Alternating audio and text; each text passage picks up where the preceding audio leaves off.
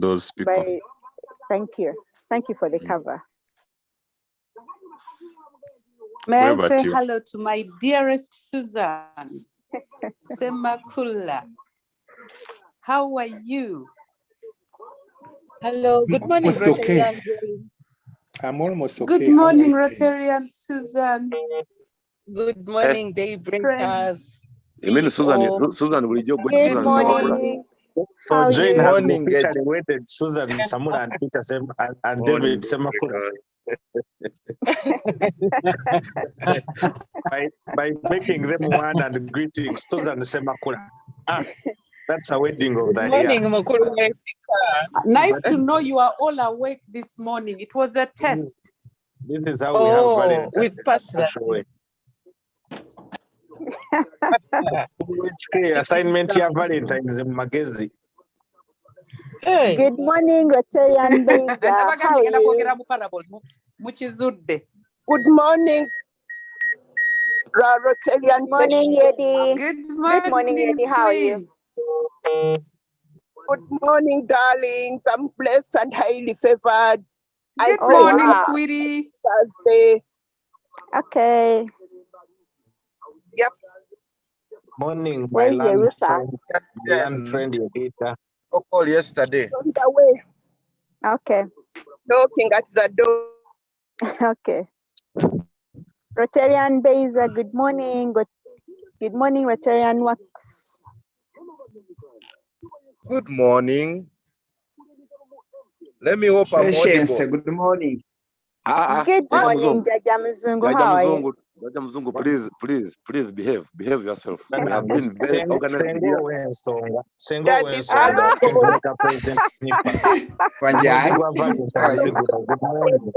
Jaja Mzungu, over the really organized. Behave yourself.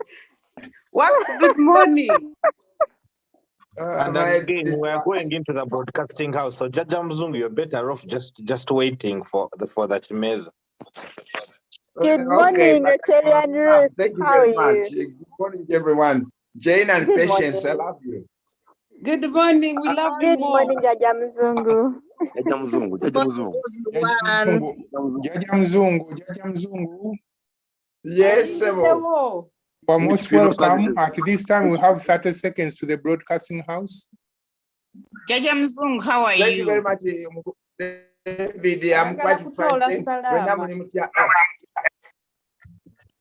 Jaja Mzungu, Over now how to are you? broadcasting house, ladies and gentlemen. I'm quite well. Oh, you're David got to leave. We carry one ma.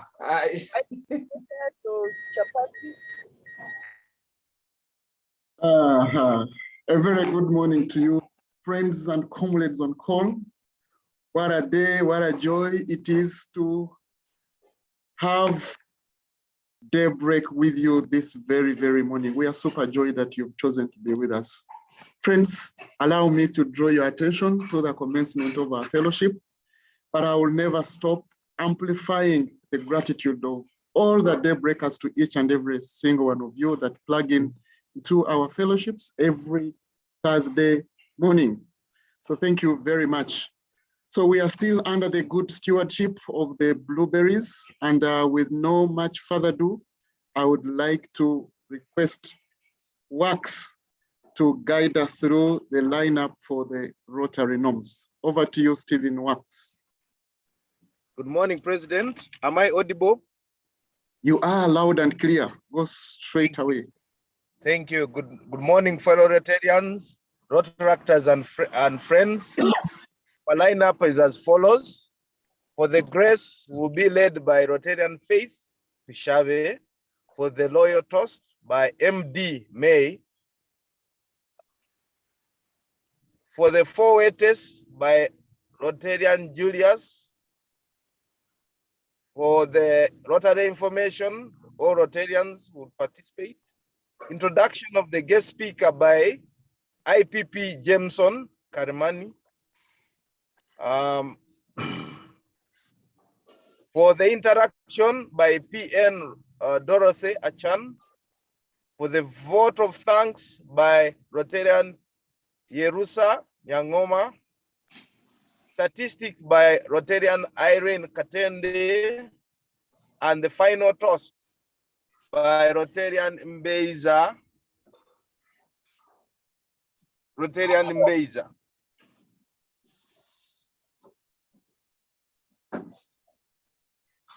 Rotarian Faith, can you take us away? Thank you so much. Good morning, everyone. I hope I'm audible. You are loud and clear. Thank you, President. Let us pray. God, for the gift of life, for the gift of health, and for the gift of having a source of income, we thank you. And for the fellowship that we are about to have, help us to be grateful and also to be mindful of the needs of others. Amen. Amen. Let us make a toast to our motherland, Uganda, and to His Excellency, the President of the Republic of Uganda. To the President of the Republic of Uganda.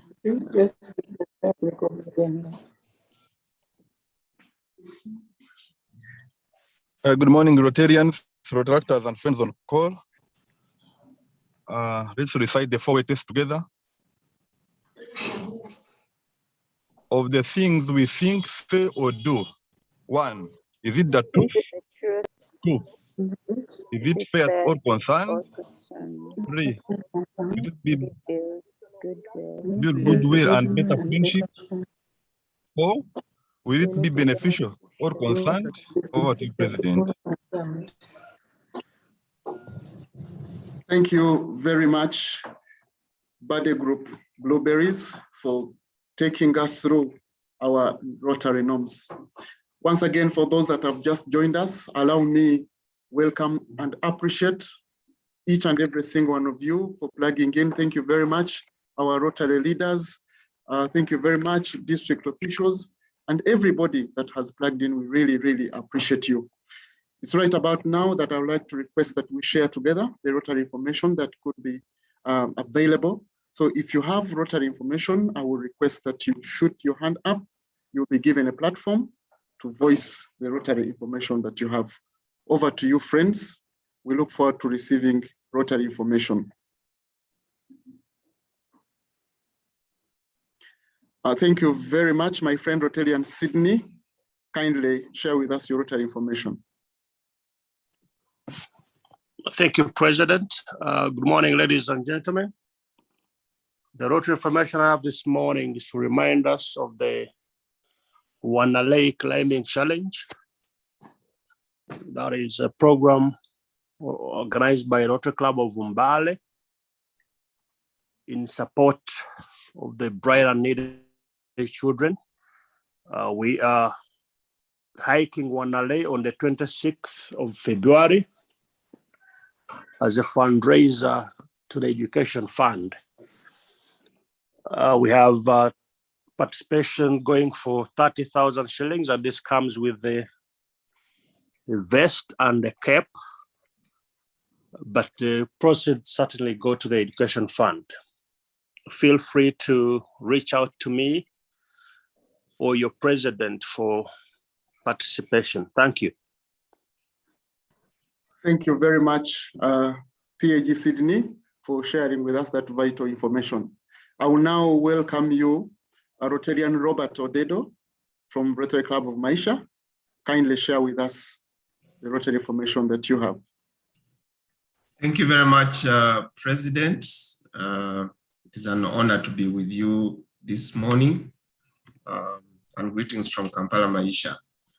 The information that I have got to share with us here is about the 97th ISCON. Registration is still ongoing. Last time I checked, we still had slots for those who haven't registered to do. The registration fee now is $200 for Rotarians. We will be in Naivasha between the 21st and 24th of April at a fantastic resort known as Enashipai Resort and Spa in Naivasha. Very picturesque location. We have a lot on offer for you before, during, and after the conference itself. You should have an opportunity to enjoy the beauty of that part of Kenya, have safaris that have been arranged, and that information is available on various platforms. If you have registered, make sure you have uploaded your receipt on the system so that it is recorded and you are issued with the necessary acknowledgements. Transport, there are various means of getting there. You can fly if you can afford it, like the president, but you can also go by road. There will be a number of buses that have been organized and will get you there, and the rates are also available for those buses. Accommodation also, there's everything there's something for everyone, and we are also sharing the menu of the various accommodations that are available. So please let us register, let us be in Naivasha, and welcome our new leaders. DGE Mike will be taking on the mantle, and you don't want to miss it. Over to you, President. Thank you very much, Rotary and Odedo, for sharing everything with everyone. And indeed, tunashukuru sana. PE Marion, you're welcome to share your Rotary information with us. Thank you, Mr. President. Good morning. The Rotary Club of Chiwatule is resuming its movie fellowship. If you notice, we used to have movie fellowship every last Wednesday of the month. And since the economy opened, the movie theaters also opened. So on the 23rd of February onwards, until every last Wednesday of the month, we shall be at Acacia Mall, and we shall be watching a movie called Marry Me. Kind of rhymes with what is happening in Feb, as the month of love for those that enjoy it. But this specifically is for raising funds for our projects, and the tickets go for 20,000 shillings. And lastly, President, we are officially going to launch the five-a-side tournament, football tournament, and we are requesting that Rotarians start practicing. Hopefully come July, we shall have our match, and we shall be giving other details. But I know Daybreak used to participate and many clubs here. So let's go back to the pitch or to our exercising, and then we see how we can bond, come together, play football, but also raise funds for our projects. Thank you, President. Over to you. The movie is called Marry Marion. Thank you very much. The movie is called Marry Me. Thank you very much, PE Marion. And indeed, each one, reach one and bring one brought us the Ronaldos, everybody in the football gala, so we'll definitely participate.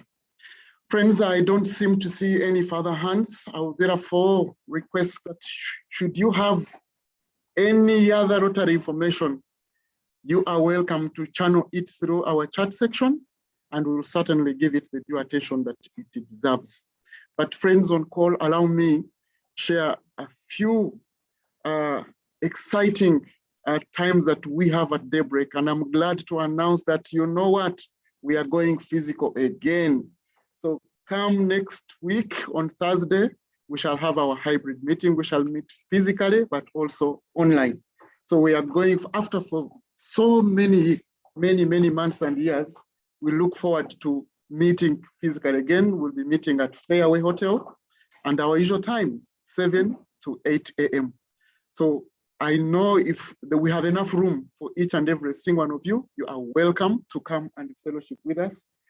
I'm sure we have a very, very, very interesting speaker that our maiden physical meet will be super exciting.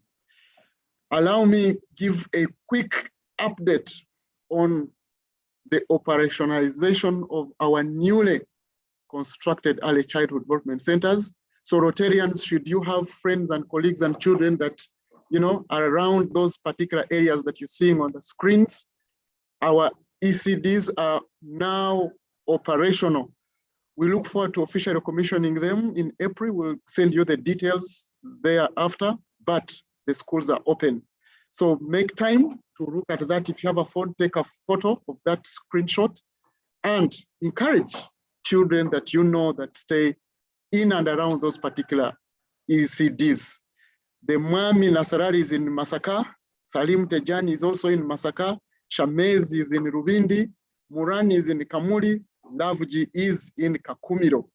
And very soon, we are going to be opening another one in Kazo. However, I'm sure that by the end of March, that facility will be ready. And not just that, for our youth, we are also putting up a youth resource center to also be ready in March, ready to be commissioned in April.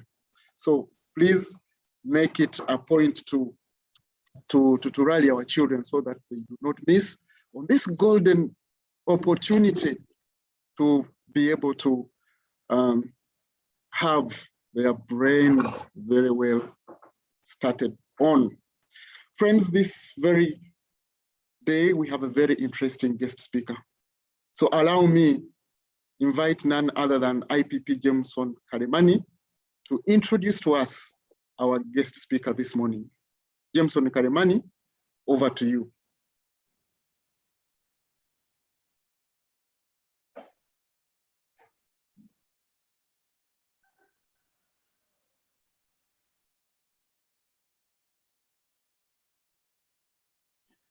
IPP Jameson Karimani.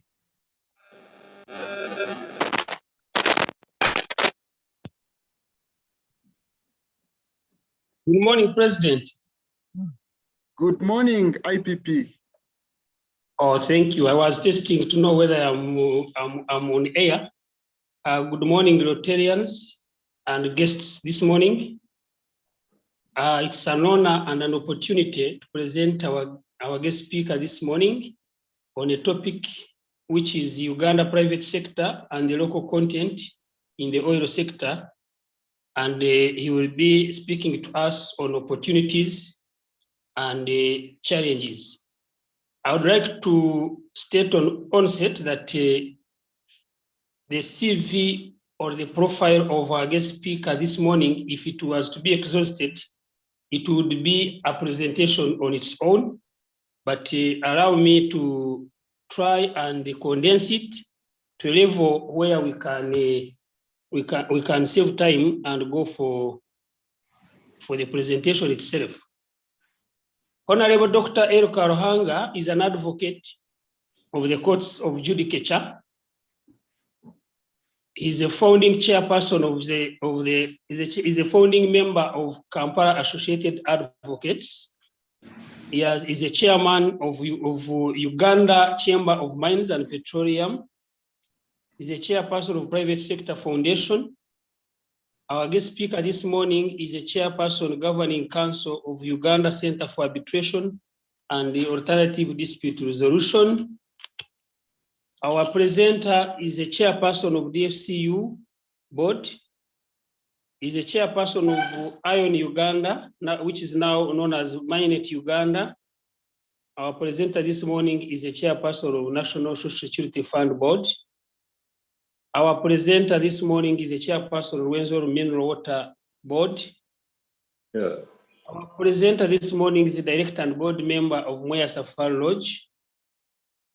Above all, ladies and gentlemen, our presenter this morning is a Rotarian who is a former NRC member and a former MP of Nyabushozi County.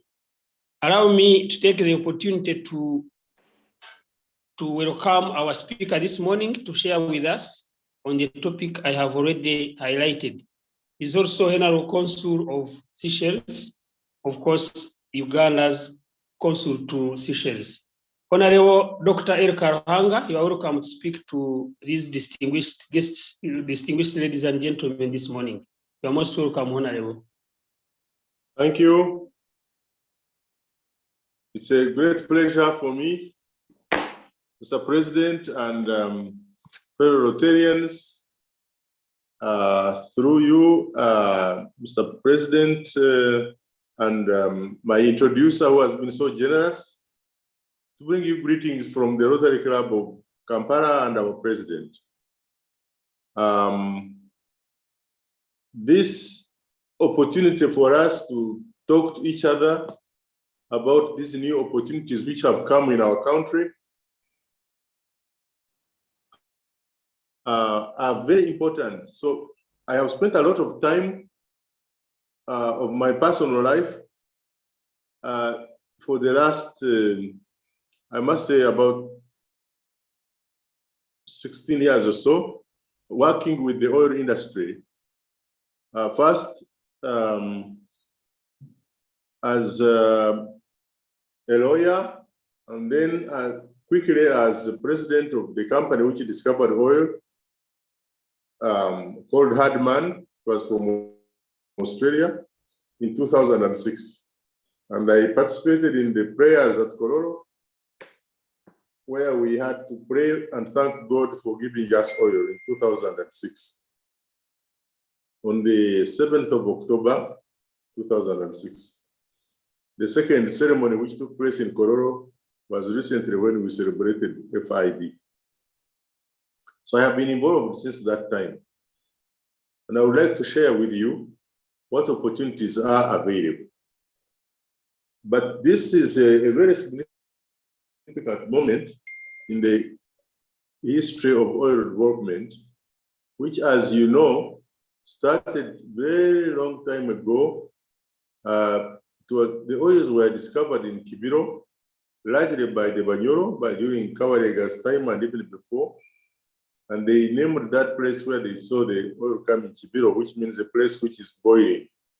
Because there were oil seeps coming out of the ground, producing a bit of gas and some black stuff. So they played a place which has got boiling things from the ground. Then the British came and took over, and they were invited when they killed so many Banyoro during the invasion of Bunyoro, where they almost exterminated the Banyoro, almost. They finally saw this place, and there was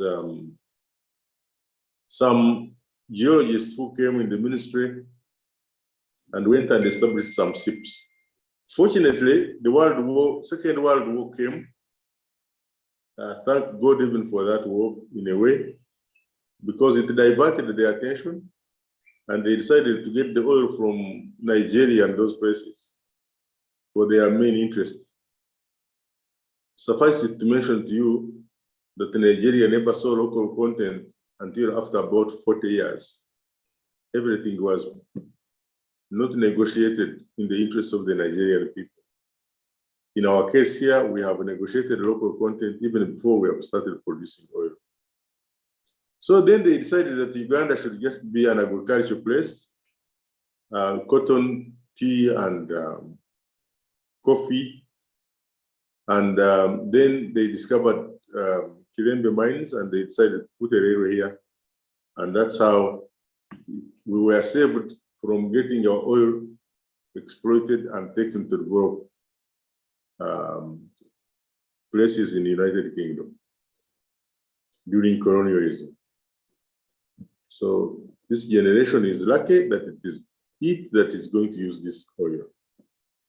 But cut a long story short, because you have been hearing all this, you are all very educated people, Rotarians. You have been following what's been going on, except that there are some doubts which still linger in your mind, like, where do I come into this thing? Everybody's talking about it. Where was I? Why, when all this was going on, why did I not participate? How come my family, which is doing business and is successful business, we don't know anything about this? How is it too late? Can I get in now? What is in it really? Is it all taken? Is it for foreigners and some few Ugandans who are sharp enough to join? These are questions lingering in our minds. And I just wanted to say, well, all these questions are always going to be there if you decide that that is what it is. You are not part of it. If you decide to sleep and get on with other things that are not focused in this direction, and not everybody can be focused in this direction, but if you are really interested, please read a little bit more, ask people who know what is going on, get a mentor, and you will be in it. What the government did in 2016, about 5-6 years ago, they created a national content law and regulations and ring-fenced 16 categories of goods and services that were reserved for Ugandan entities. These are big, and they can really keep about 40% of the value that is going to be spent. For example, during this construction period, they are going to spend about $10 billion during the construction period. By end of 2025, which is about 3 years, we should see a pipeline going all the way to Tanga.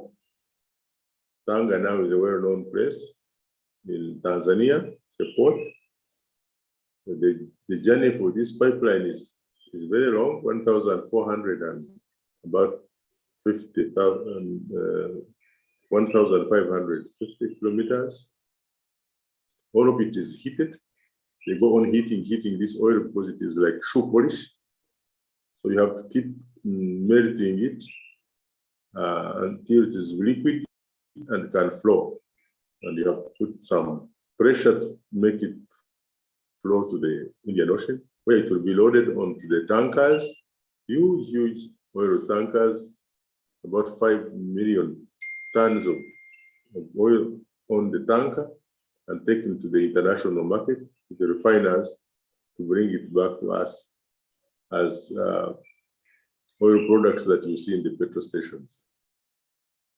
Now, at the same time, we are working very hard to make sure that the refinery is up so that we can use some of that oil, 60,000 barrels per day, put it in our refinery, refine it, and use it for Ugandans in our own petrol stations, and do another develop gas, which we can use for cooking, and instead of looking for firewood and cutting our forests and our trees. And then we shall have spent a lot of money on developing the oil to get it out of the ground, which is not a very simple matter. It's too sophisticated.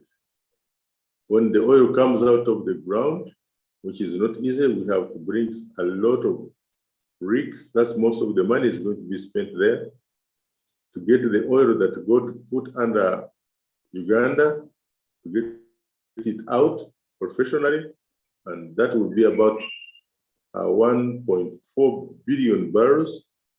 Pump them to Kampala from 2 places, one south of Lake Albert, another area north of Lake Albert, and bring it to Hoima, in a village called Kabale, consolidate it there, and pump it. Now, during this construction period of the pipeline and the refinery and the development of this oil, we will need to know that there are businesses which are only ring-fenced for Ugandans. The intention is to keep about 40% of the 10 billion in our economy, so that we don't say bye-bye to it.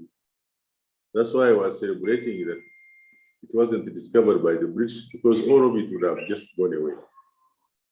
40% of 10 billion is about 4 billion. That's quite a lot of money in the hands of Ugandans.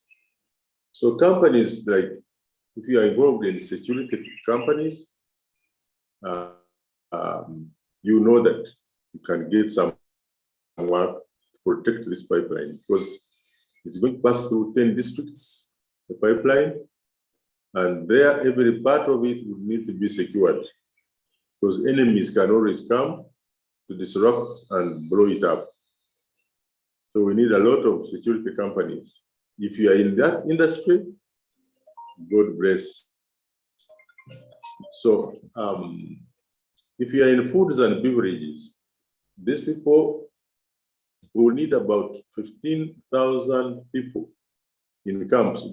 Recently, they announced 2 companies which are going to do some food cooking for one camp, which is run by a company called Mark Diamond, which won the building of the central processing facility and exploiting the oil wells.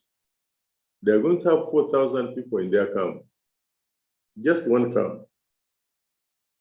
If you remember in the old days when we had in the Kivugo, that stadium was having 5,000 people. So it's about a whole fully packed stadium of people living together from morning to evening, congregated in a place, surrounded by a fence, 4,000 people living together.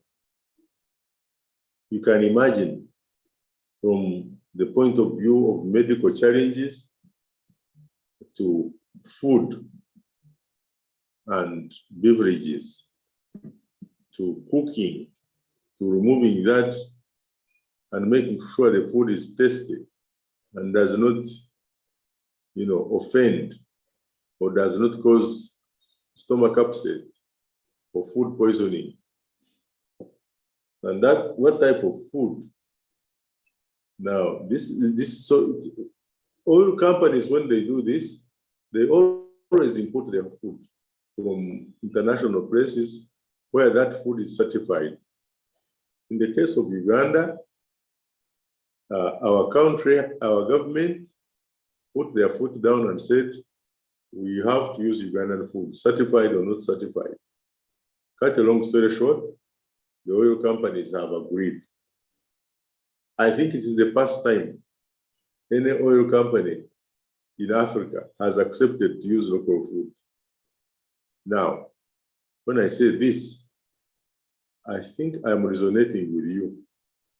You can now imagine at breakfast, just one camp, and there are 15,000 people I'm talking about generally. One camp, 4,000 people. You wake up and have breakfast, feed 4,000 people. Think about it. And they should all, these are people who are going to work, be sweating, they need energy. So they will need an egg, they need a glass of milk, they need tea or coffee, they will need a banana, a bogoya, or whatever. They will need, those who like katogo, they will need. So the foods and beverages.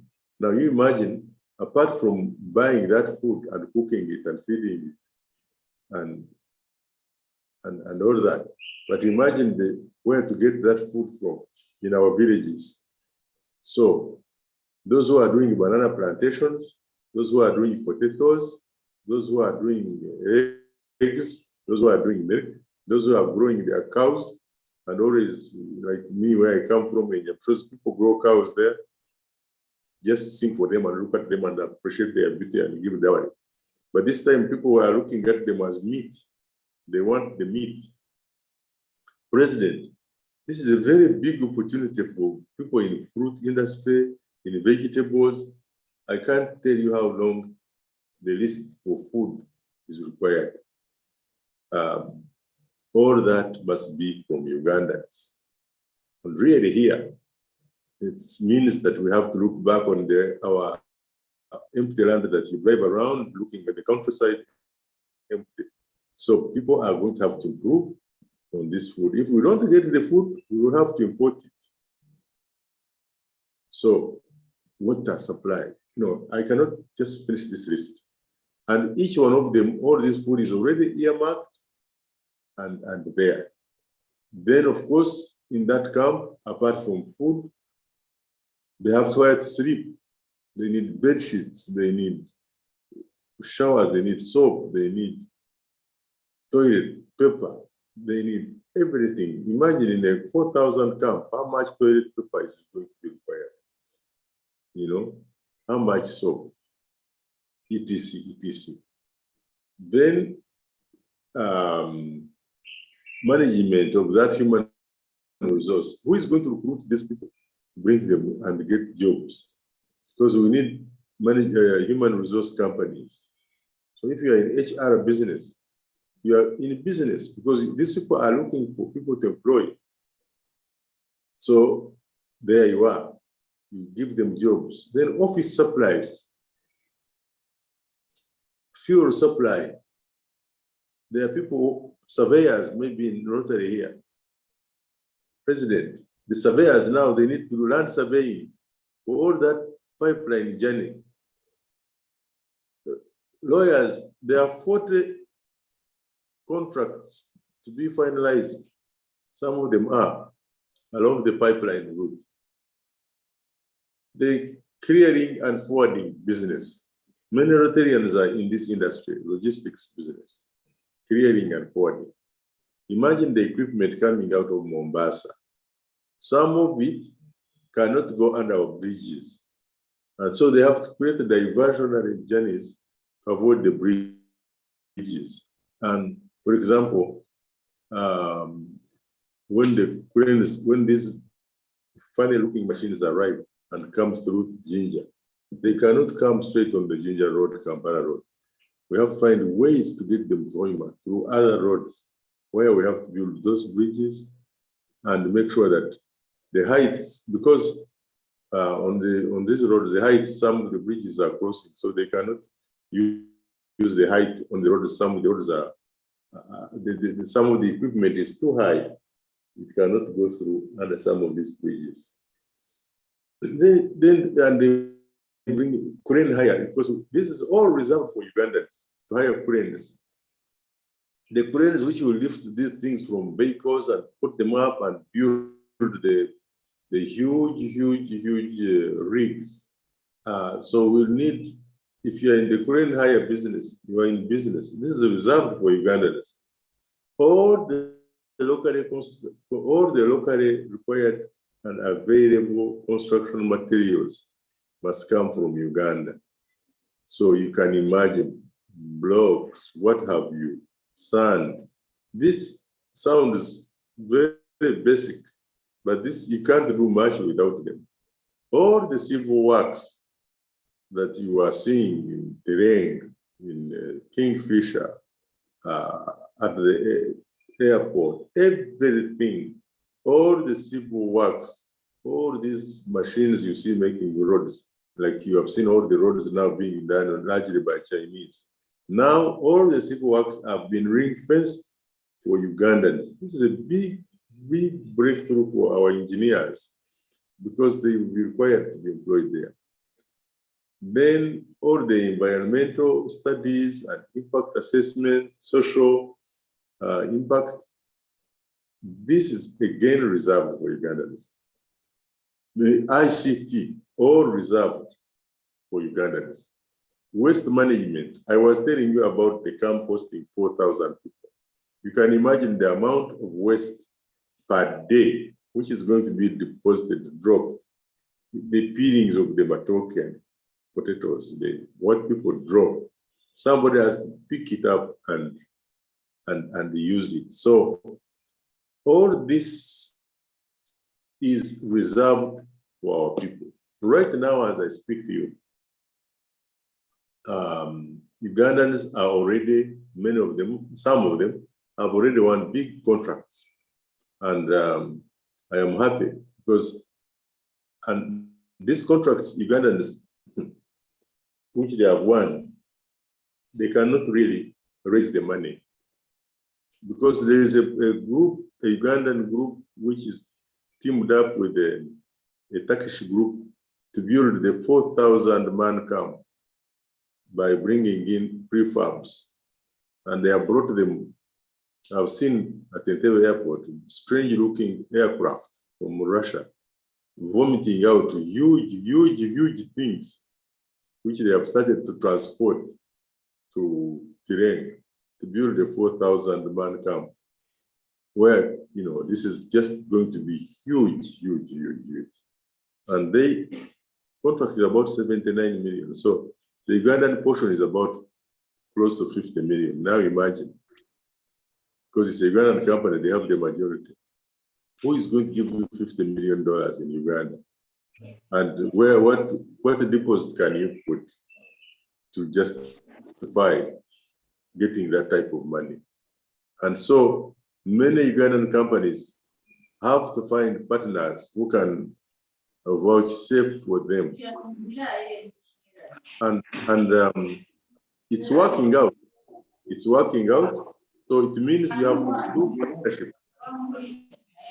You have to do partnerships with the big companies, international companies, to help you to access finance, to help you with the technology required, because some things look so simple when you say them, like cooking. It's too sophisticated, very, very, very sophisticated. The level of competence required, and all these people must be skilled. All the 4,000 people I'm talking about in that particular camp have to be of a certain skill. And again, we have reserved 70% of the employees must be Ugandan. This is very interesting.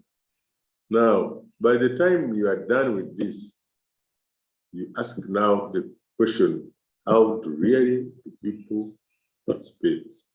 You must understand the policy, be able to participate. Because the government set up a policy in 2013 on how to manage the oil industry.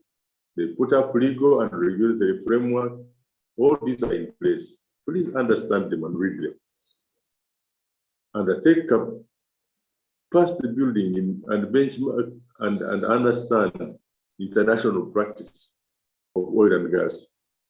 The standards for oil and gas are already set internationally. Why? Because the investment is so big, as I was saying, they cannot afford to take risks and gamble on a non-standardized service, any service. Because say, for example, to give you pipes which you have imported at such a great expense, and then you get a welder who puts two pipes together, and then you have to push these pipes 3 kilometers underground, and then they get there and they break. To get the pipes out of the ground will stop the business. Now that's too expensive. So they have to get welders who have got serious certifications. Fortunately, we have been training. We have got a lot of this.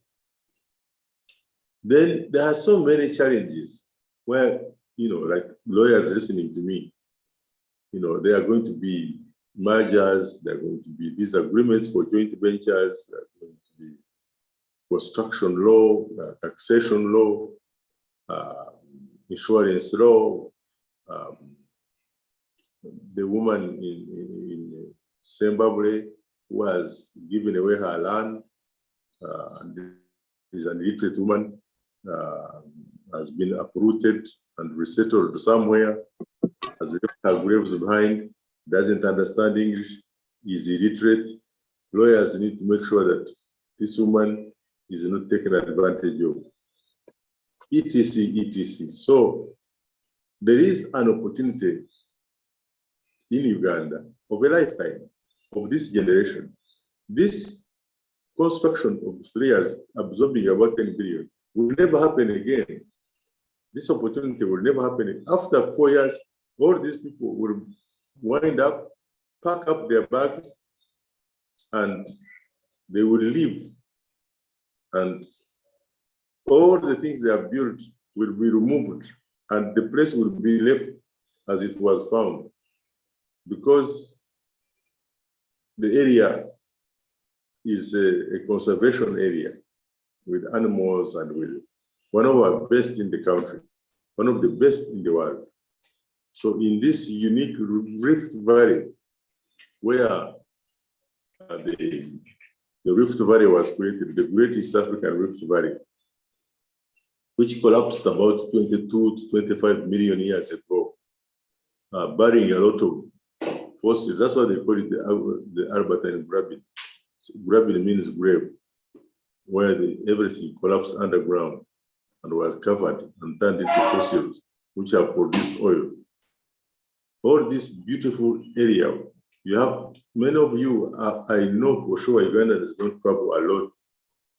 I'm sure the Rotarians, of course, do travel. I'm sure the Rotarians, they know your country better. But many Ugandans don't travel. They don't know Uganda. But if they went to see how the Rift Valley looks like, it's very beautiful. I know many of you have been there. It's so pristine. It is unique. It's eye-catching. It looks like an artist came and designed the place for beauty. So when these people leave, the place is supposed to go back with the plains and crater lakes going around and fresh water, with the mountains of the moon, and with another escapement this side, and with flat land down there, with forests. All this would be left behind, teeming with all flora and fauna, with animals and of every description, with the national parks that are unique. Uganda's national parks are absolutely unique, with the areas down near Lake Edward, where Dominion was also trying to discover oil, and although they didn't, but the oil is there, etc., etc. And then we will be developing new areas of oil. Many companies have already started. Oranto Petroleum from Nigeria, Ama Energy from Australia. 5 new blocks have been given out, be tendered for new exploration, new areas, new zones in Karamoja, Lake Wamara, Lake Choga. All these are all prospective areas. They are looking at Lake Edward, Lake George. The same lake area is already portioned out. So the opportunities are just simply too many. So it is a privilege for me to tell you that I'm available professionally and future, and even personal phone calls. I get a lot of phone calls from people now. Ugandans, I can see, have started saying, well, we used to hear you speaking and calling people, but it looked as if you were a daydreamer. One of them said, Mr. Karanga, you are a liar. Uganda doesn't even have oil. If they had, they would have produced it. But it was a great blessing that we didn't rush in producing oil, because as I have explained to you, there's a lot of preparation required for this. And no country in the world has ever prepared for oil the way Uganda has. We are blamed. I would go to attend meetings all over the world, and people would shun my Ugandan delegation, because they said that we have stopped them from exploiting our oil. But we were not ready. If we had done that 10 years ago, as we wanted to do it in 2010, I'm telling you, there would be a lot of graves on Kampala Road, because people would be accusing each other of corruption. The roads would not have been in place. Ugandans would not have been trained. Now we have more than 500 trained people with master's degree in oil and gas. We are negotiating these things. When the foreign companies come here to negotiate, they get surprised at the level of preparedness Ugandans have. I'm happy to talk to the Rotarians. I encourage you not to miss out on these opportunities. There are so many. In the area where you are right now, whatever business you are doing, please sharpen your pencil. Be one of the best in that area. They will look for you. Just build it and people will come for it. Thank you very much, President Frederick, for inviting me. And I know I have just touched the tip of the iceberg because of time constraints in Rotary. Thank you so much. I'm ready to take any questions. President Frederick, I thank you again for thinking about me. Fantastic.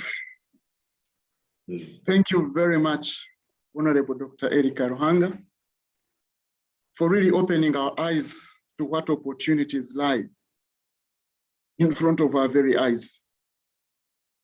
Sometimes it can be difficult for us to realize, but you have really opened our eyes. And I know you've also opened our minds, triggered our neurons to great thoughts, challenges, and comments. I don't want to take much time for which we are hard pressed, but rather do one thing: invite our president nominee, Dorothy Achan, to kindly moderate the Q&A session. And I know that the topic is hot. The questions could be many. I already see hands. I see the chat room is full, but I will request that you strictly use 10 minutes that start now. Over to you, PN Dorothy.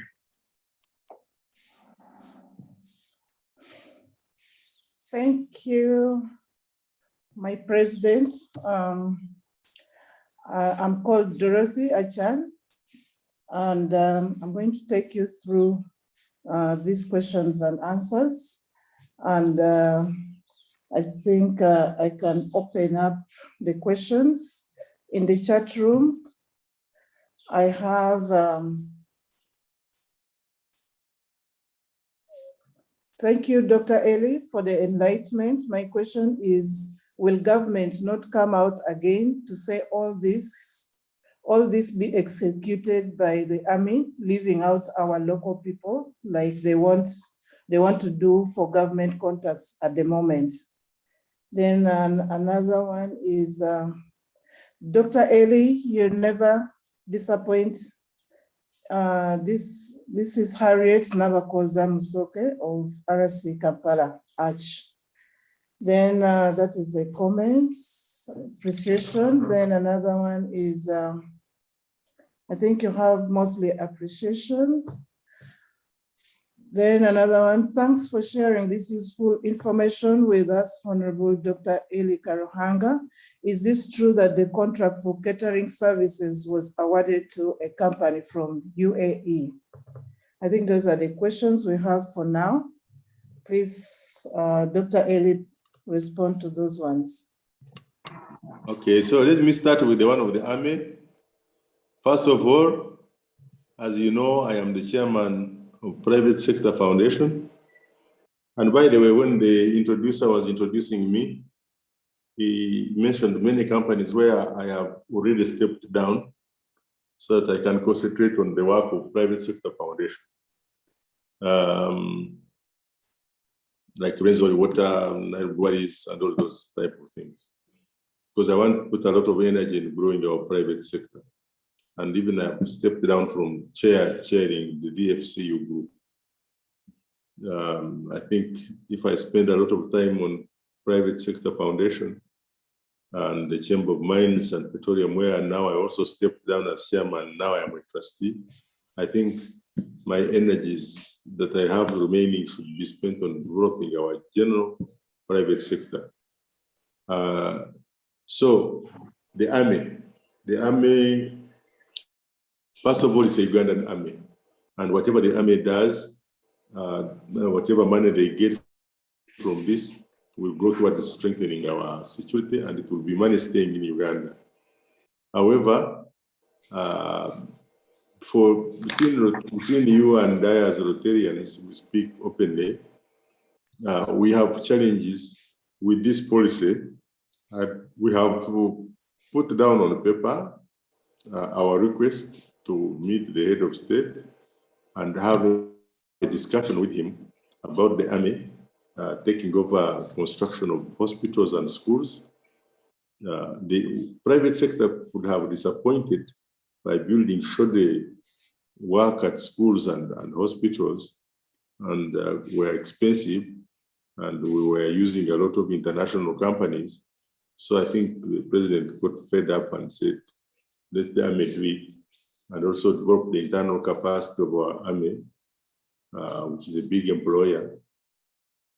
But we are not quite pleased with that policy because it takes away competitiveness. And so we have jotted down some of our good points. We are going to discuss. We have raised it already at cabinet level. And behind the scenes, the Private Sector Foundation is doing a marvelous job in getting this fear of the execution of the army in business addressed, because we can always do even with joint venture.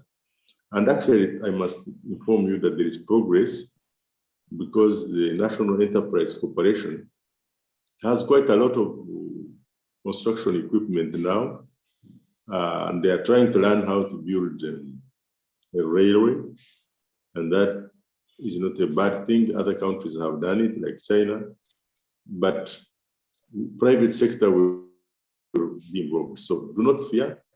I don't think that the army can really get the oil and gas. Secondly, the oil companies which are coming, they make sure that they develop the internal capacity, and that's what the law is. They must work with the private sector. As you know, the army is not a private sector. In fact, if you bid with a government agency, it will not happen.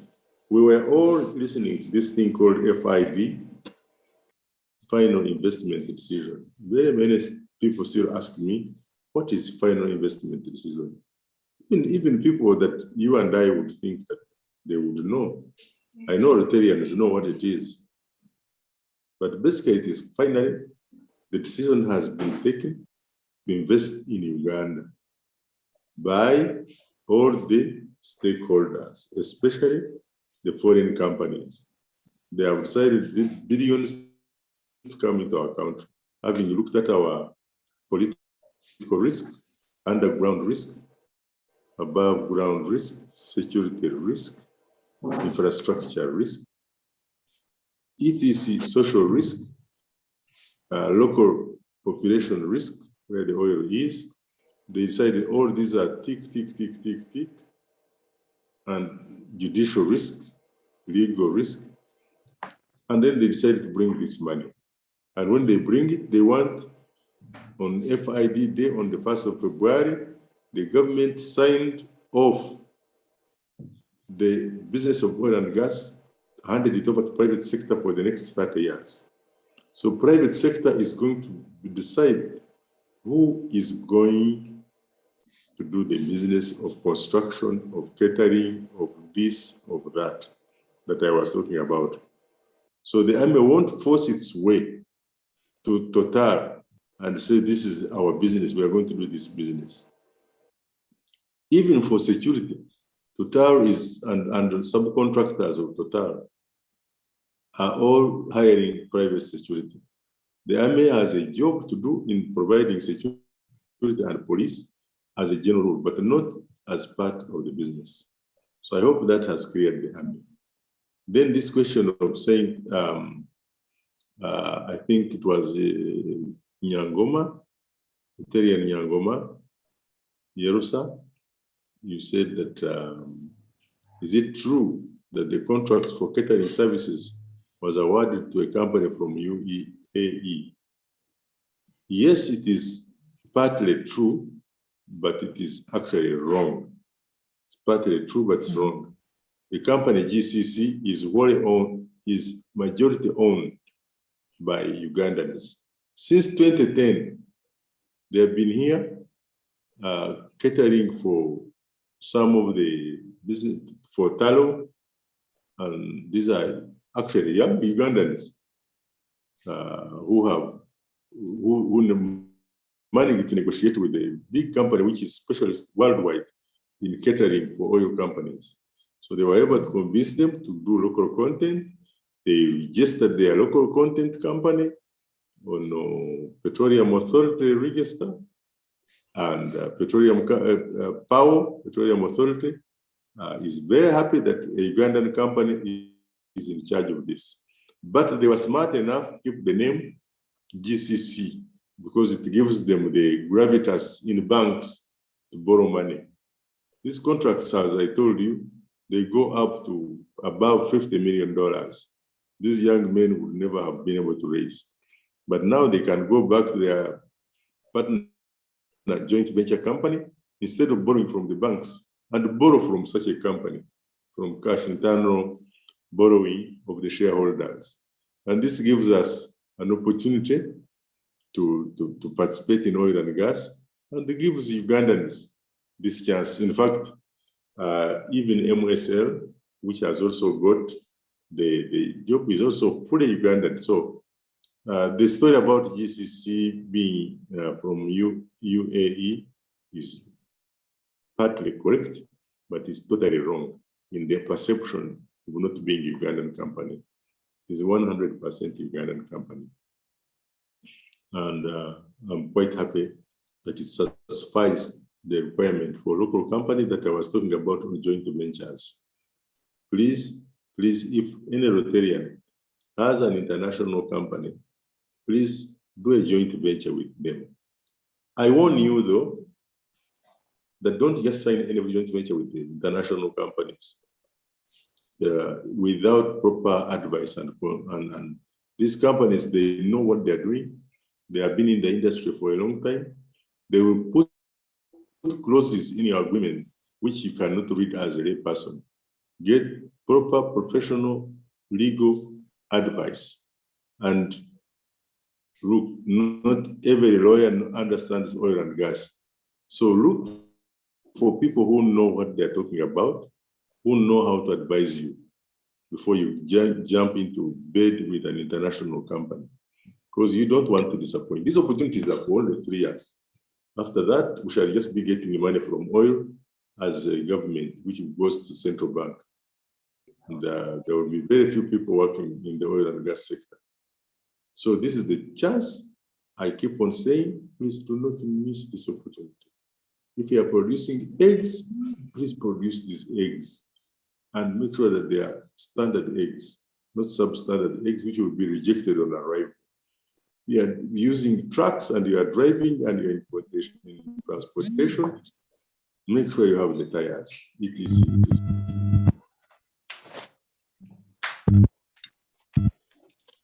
Thank you, Dr. Eli, for those responses. President, in the interest of time, I have about 6 questions on the chat room. I'll request for maybe 5 minutes to respond to these questions. Allow me ask the first batch of a set of 3, then perhaps we see how to add time. Dr. Eli, there's a question here. Proceed. Maybe before you proceed, friends on call, I know we are hard pressed for time. We may not respond to all the questions right now. I'm going to make a humble plea and a humble request to you, Honorable Dr. Erika Ruhanga. I know how busy you are, but I will request only 10 minutes of your extra time for us to be able to close these questions. Over to you, PN. You have never used it. Thank you, President. So the first question. That big one is okay. That big one is there, but of course you need it to. Okay. How do local content companies connect with the correct resources and companies on the different opportunities? Then the second question is. I haven't understood the question. Okay, the question is, how do local content companies connect with the correct resources and companies on the different opportunities? I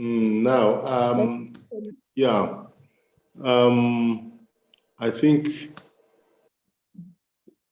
Mr. Patel, how do local content companies, meaning Ugandan companies, connect with correct resources, connect with banks and financing, and international companies, take advantage? How do they connect? I think it's personal. I think you have to be an entrepreneur to look out. If, for example, you are in the legal services and you need to serve on the Total, do them services, I think it's not bad if you also connect with an international law firm which understands oil industry better than you, and go to Total and say, I'm working with such and such a company to advise me, but I am the one who is leading. And then if they give you work, say to go and advise them on a huge contract, which requires you to deploy resources, then you go to a bank. Now, Stanbic Bank is quite ahead and has been accepted by oil companies as the bank to go to.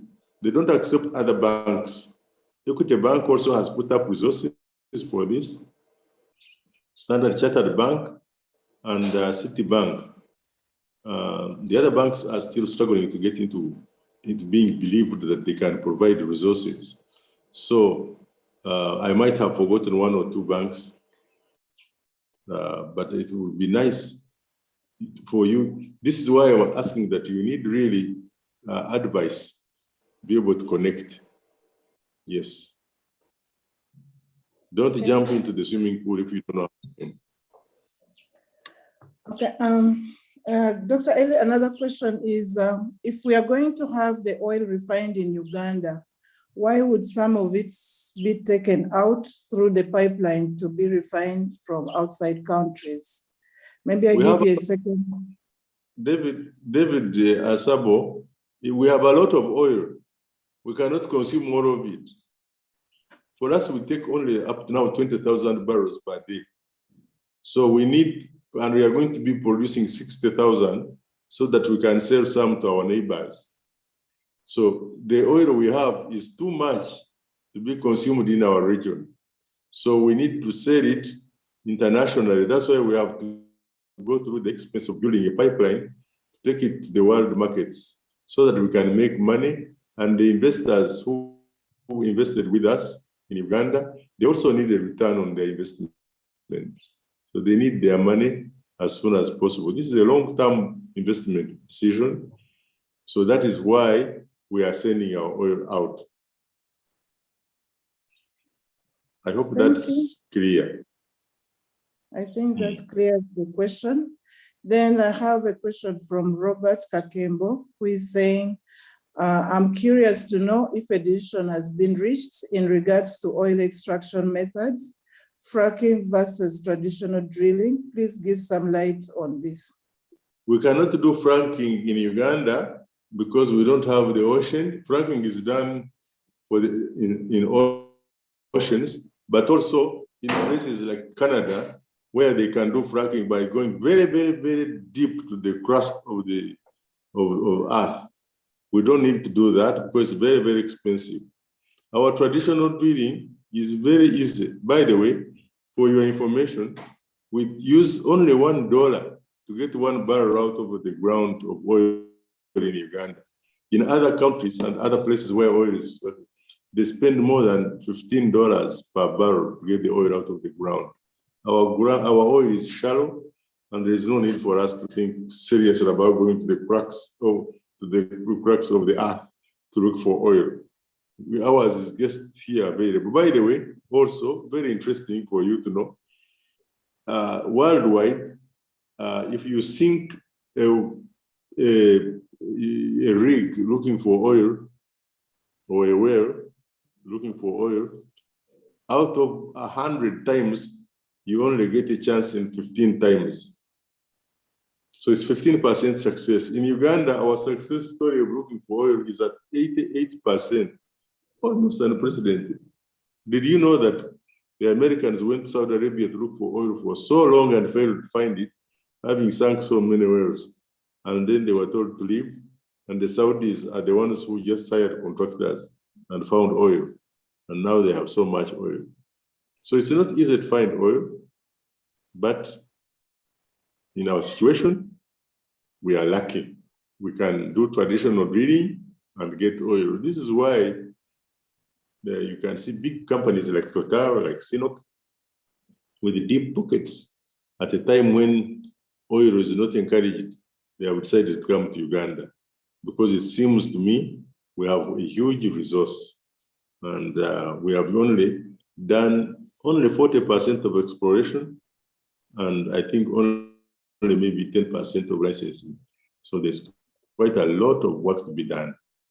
And we are going to get a lot of companies coming here to look for oil. Okay, thank you for that response. There's another question from Andrew Obara saying, on the global level, what might the net zero carbon and other geopolitical environmental protocols do to the demand for our oil in the mid and long term? Andrew, Rotarian Andrew, you're asking a very good question. Recently, there was this meeting in Glasgow where the world met and decided, let me use this word, to condemn fossil fuels like oil we are talking about. and instructed banks not to lend money. And in fact, many banks which were lending money to Total refused to lend it money to bring it to Uganda. And I'm not so sure, but I think it's Chinese banks who might have decided to bankroll these oil companies. Plus, of course, they use their own. The reason why this is the case is because the planet is polluted so badly. And who are the culprits? The Western countries and these developed countries. They are emitting so much damage to the atmosphere. So they now need to stop it. And they are now coming to us who are only contributing less than 4% of the pollution, saying don't exploit your oil. Can you imagine? Because you know, this is a very unfair conversation. Somebody is sitting there with their highways and high rises, most of which they got from on the back of our slaves and our resources. And now they go and spoil the atmosphere, and they come, give us aid. We are cutting down our trees. We are looking for fire to make food for our children. And they tell us, now you have found this resource, you can produce gas by yourselves and stop cutting your trees and stop polluting the environment. You can build highways, you can build schools, you can build hospitals using this resource. Don't use it, rely on our aid. Can you imagine such an arrogant statement? People are very comfortable saying things in meetings, but they really never think about us. The biggest pollution in Uganda and in Africa is poverty. Poverty is the biggest pollutant. So for us to get rid of poverty and produce our gas from Hoima and give gas to all the villages and stop cutting trees, prepare for firewood to cook food for our children, and we use our own gas, what's wrong with that? What type of education am I getting from Scotland, apart from arrogance and unfairness?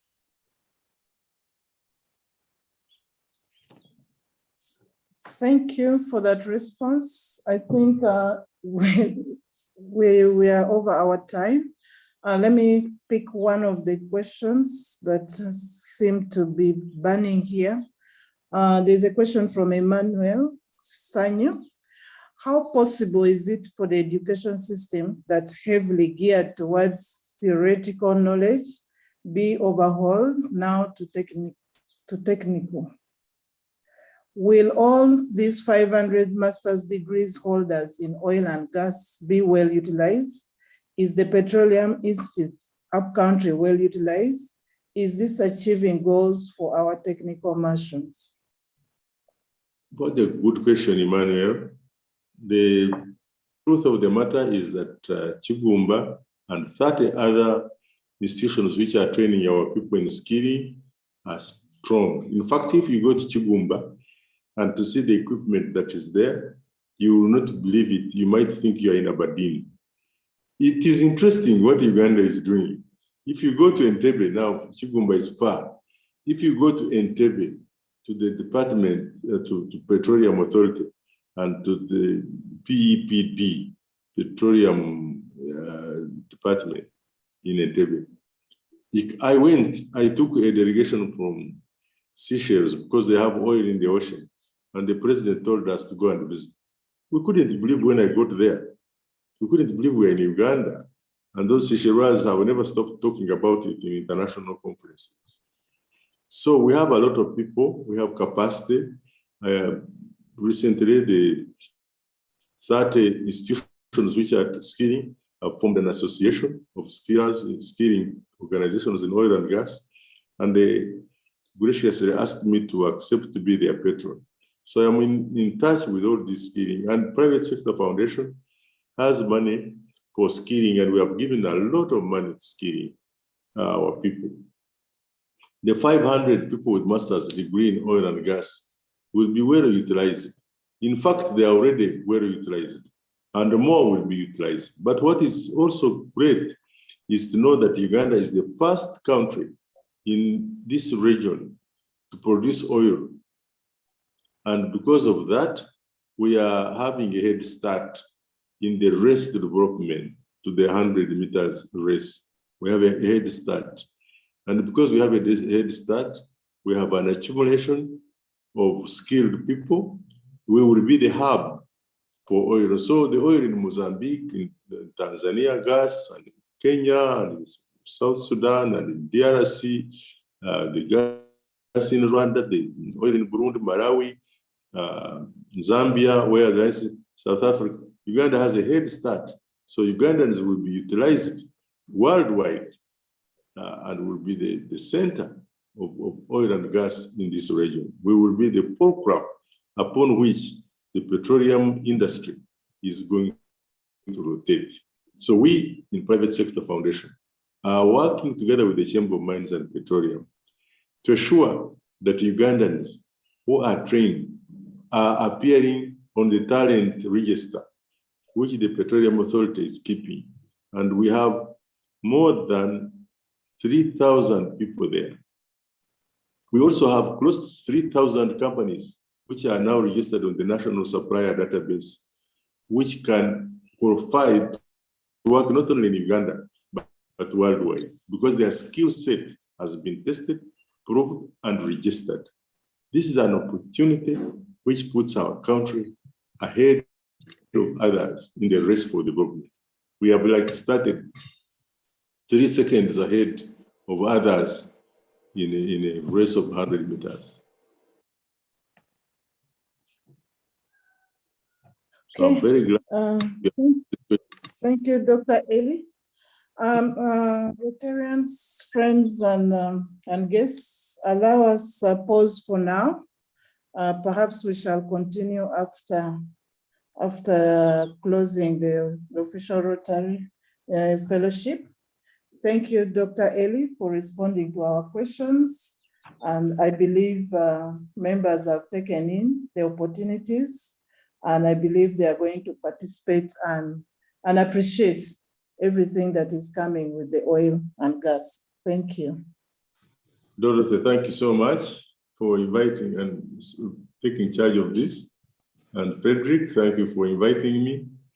I'm sorry I took long to find the time for this, but you will appreciate that it has been a very busy period. And I'm so glad I've shared this morning with you, my fellow Rotarians. And I'm impressed that over 200 people have attended at 7 o'clock. This is the hope I always have for my country. And you make me so pleased this morning. You've made my day. Thank you. Thank you very, very much, PN, and thank you very much, Honorable Dr. Erika Ruhanga. Indeed, you never disappoint. Friends, 286 of us have been told. You know, an opportunity can come, but it will only befall those who are prepared for it. We need to understand the policy. We need to standardize for us to benefit. I can't find any befitting person other than a doctor to move a befitting vote of thanks to you, Honorable Dr. Erika Ruhanga. Allow me to invite you, Dr. Grace Nikumbi, to give a vote of thanks to our guest speaker this morning. Grace Nikumbi, over to you. Yes, thank you so much, Honorable Erika Ruhanga. It has been a great topic this morning. And thank you for enlightening the Rotarians about the opportunities in the oil and gas sector. It has really been a very good eye-opener for many Rotarians, and I'm sure many are sharpening their CVs. We hope this can come to pass. Thank you so much. And thank you for your endeavors this morning, and also for honoring Deborah's invitation. We hope to see you again and make more presentations. Thank you so much, Honorable Dr. Erika Ruhanga. Thank you, Grace. It's a pleasure. Fantastic. Honorable, there is a certificate of appreciation, which I will ensure will be delivered to your office, and you are welcome to put it in the most precious part of your office, owing to the fact that we deeply appreciate your insights into this great opportunity that is provided by our oil sector. I'm so pleased. Fantastic. Rotarian Irene Katende, you have the shortest time to give us the statistics. as we get to close our fellowship. Thank you so much, Mr. President. Good morning, members on this call. Allow me to give you a brief summary of the statistics as we are short of time. We have had 286 participants, 53 visiting clubs, 4 Rotaract clubs, and several guests. And Dr. Eli, like every one of us, has thanked you. We thank you once again for honoring our invitation. Over to you, President. Thank you, Irene.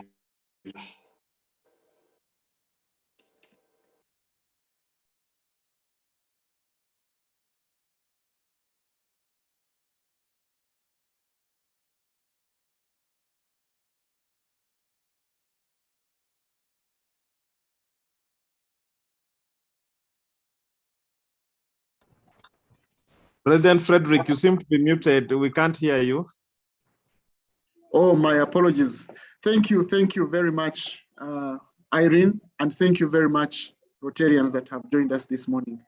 But allow me in a special way appreciate our district officials and district leaders that have, graced our fellowship today. Thank you very much, PDG FX, Xavier Senta Msalongo, DGN Francisco Simwanga, thank you very much. DRRE, Sarah Owembabazi, we call you Owawaksi at daybreak. We always appreciate you for being with us. And to you all PAGs, the Changemaker ages and my comrades Changemaker presence, thank you very much. Allow me invite you, Rotarian Mbezia Takia, to kindly give us the final toast as we bring this to a close. Thank you very much, Frederick. Good morning, Rotarians. I would like to thank you for the good fellowship today and for the good presentation. I would like to give a toast to Rotary International. Rotary International. Rotary the world over. Thank you very much. Go and standardize and understand the policy to utilize opportunities in the oil sector. Thank you. President Rotary the world over. I would like to thank Mr. President for a fellowship well done, and I want to greet my AG James. And thank very much for the message. I got it. Thank you very much indeed. Thank you, my President, Dr. Kasenene. Welcome. Thank you, President.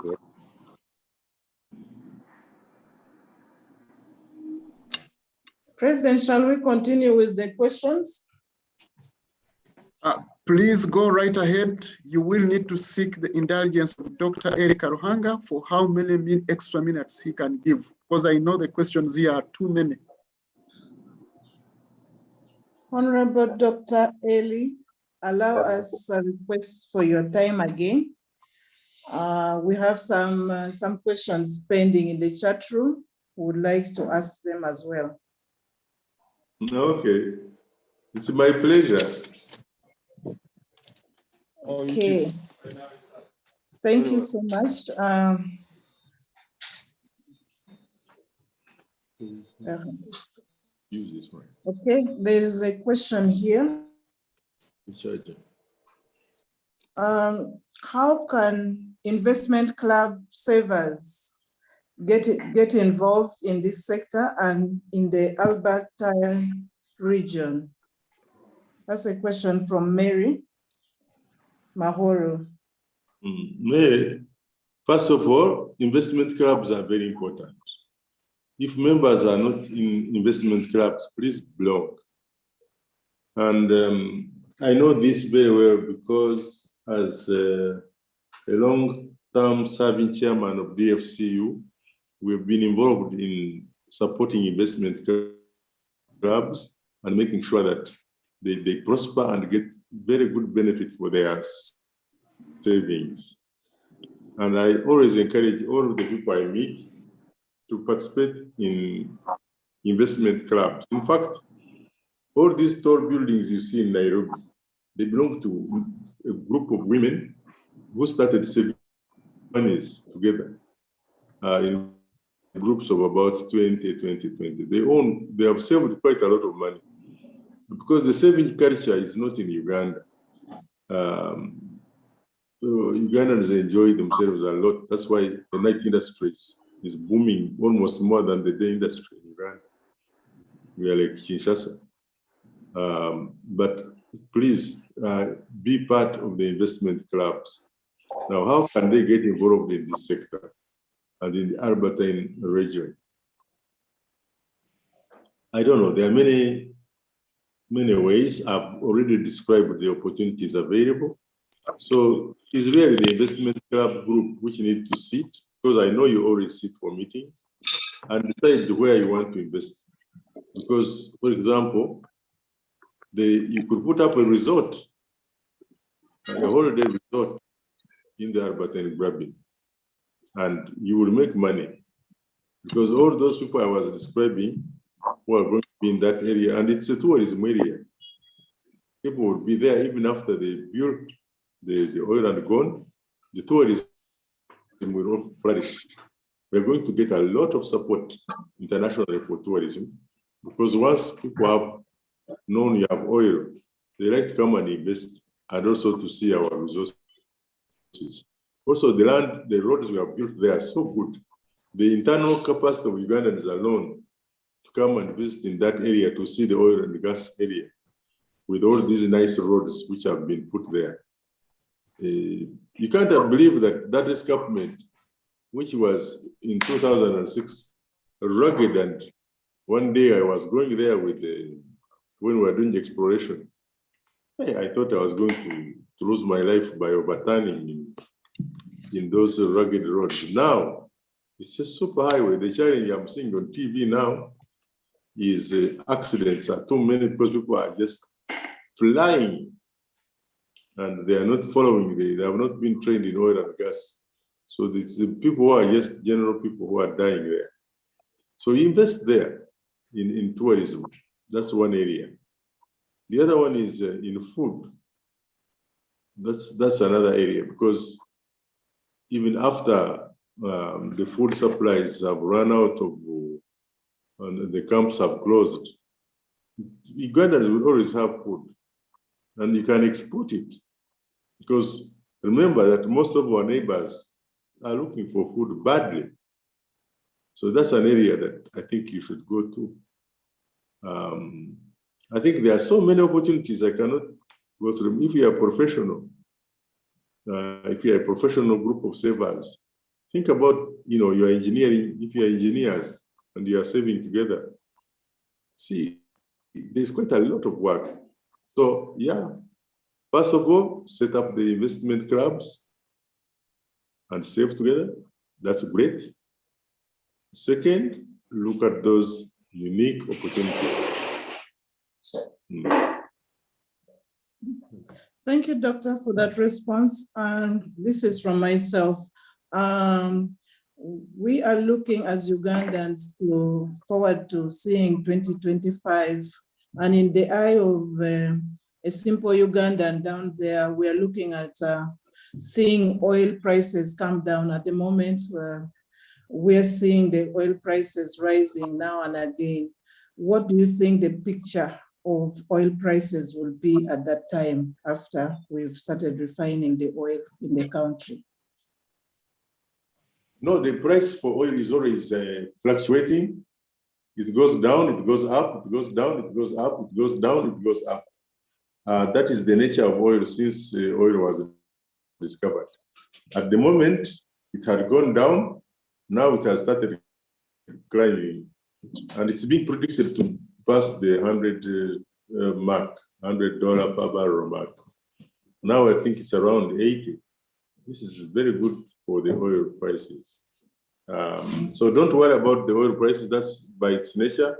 The agreements we have done with these people, taking care of Uganda's interests.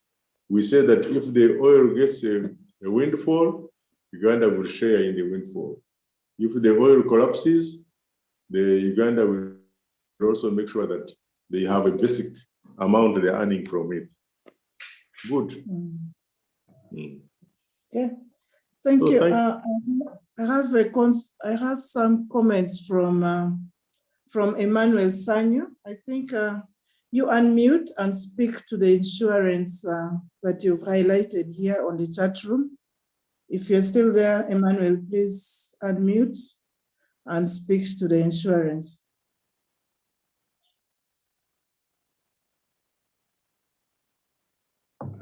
If Emmanuel has left, I think that marks the end of the questions in the chat room. If there is any Thank you hand so up- much. Thank you. I appreciate it. Thank you. Bye-bye. Have a great day. Thank you for giving us your time. Thank you, Doctor, and have Thank a you, fantastic day Doctor. ahead. Very enlightening presentation. Thank you.